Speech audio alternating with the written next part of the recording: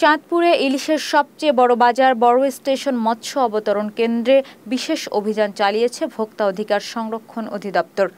বুধবার অতিরিক্ত দামে ইলিশ বিক্রির অভিযোগে বাজার তদারকি অভিযান পরিচালনা করেন ভোক্তা অধিকার সংরক্ষণ অধিদপ্তর চাঁদপুর জেলা কার্যালয়ের সহকারী পরিচালক নূর হোসেন।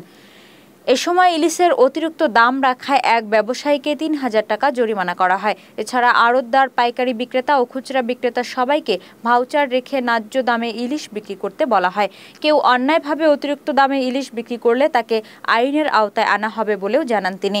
ভোক্তা অধিকার সংরক্ষণ অভিযানে সহযোগিতা করেন চাঁদপুর সদর মডেল থানা পুলিশ।